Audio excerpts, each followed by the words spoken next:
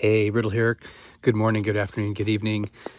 Welcome to my channel, or welcome back if you're a subscriber. I really appreciate it. It's amazing how the numbers have gone up.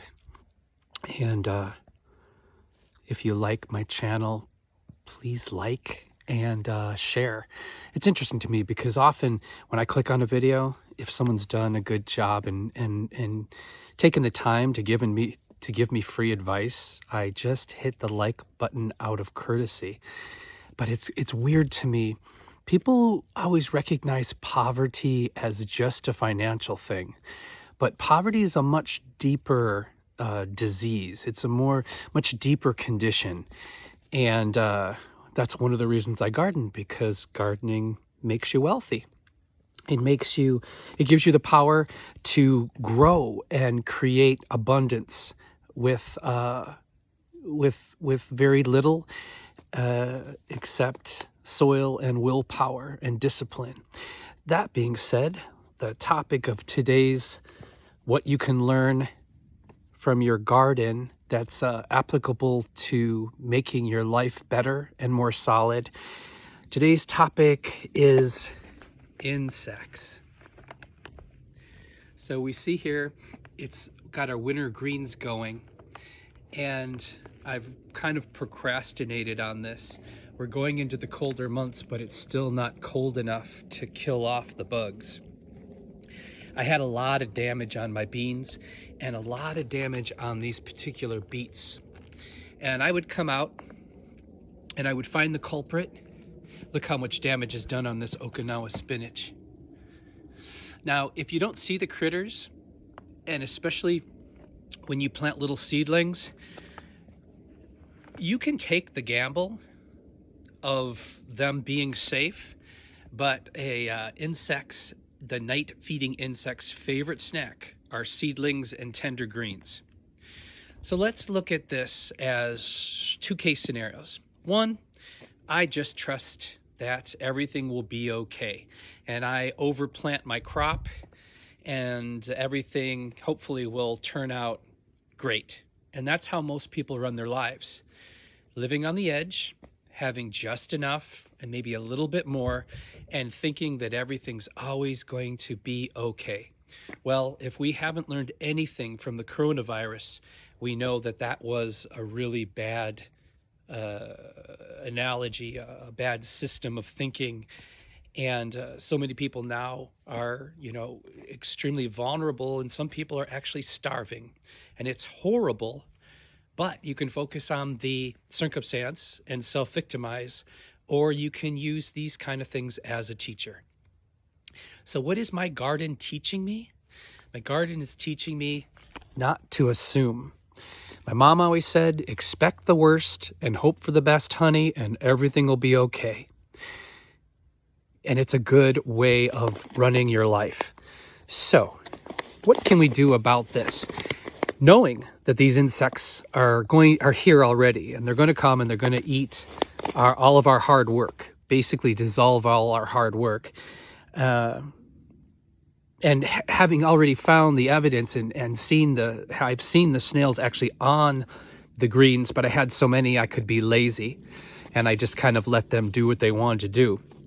But now we're going to go into slimmer times, because in the winter months we're not going to have the heat and the sun to produce the same amount of energy, so these greens grow so prolifically. So this is what I've gotten: the garden safe slug and snail bait. So as I am transplanting the seedlings now, because all the seedlings are in different stages, from the tiniest little seedlings just coming up now that are the most vulnerable, to my baby greens, to my greens that are 3 to 6 weeks old.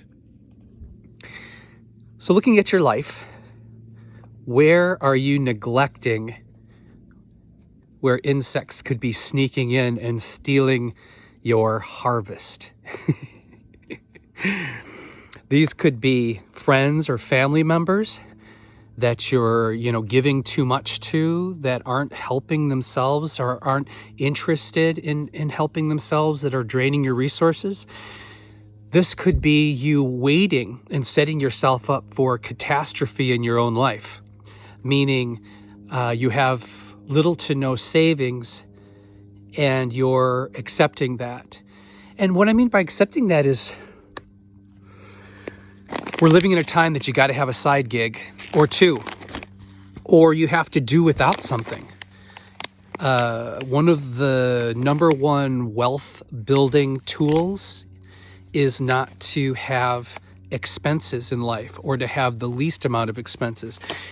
You know, they sell you this ridiculous idea that you have to have the status symbol car in order to be wealthy.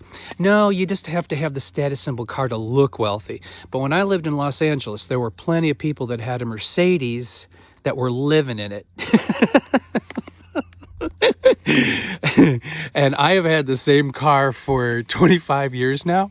It's an amazing, like a 91 Jeep Wrangler.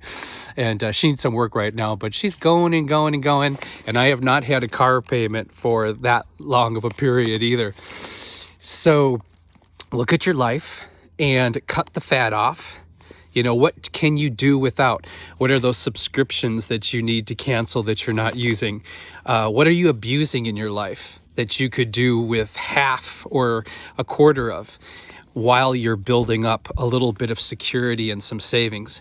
What are your talents? You know, what are your talents or little side, that you could do these little side gigs on the weekends? You know, maybe you're just going to make $300 or $400 on a Saturday cleaning your neighbor's gutters.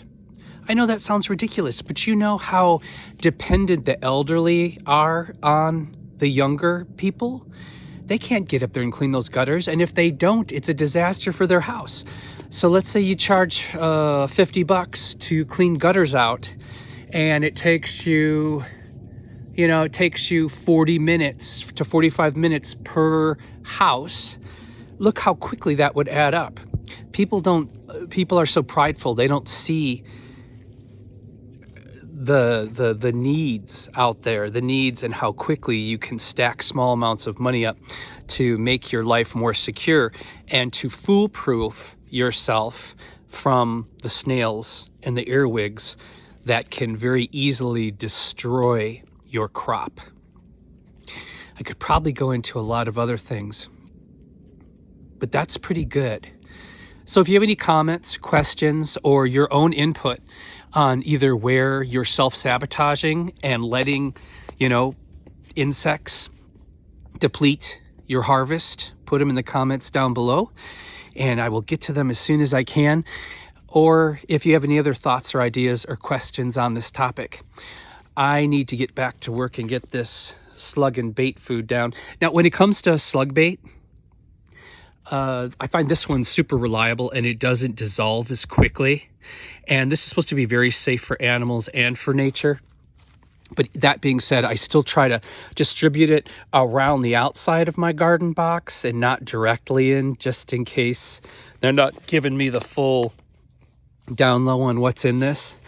And the slugs will find it out. And, even if you manage to deplete half or 3/4 of the slug and snail population, you're still ahead of the game.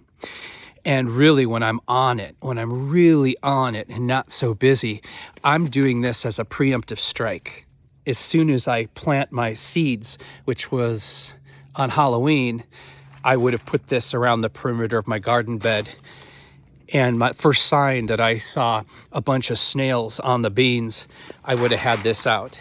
But luckily, I have such a giant garden. Like I said, I was afforded the luxury of being a little lazy.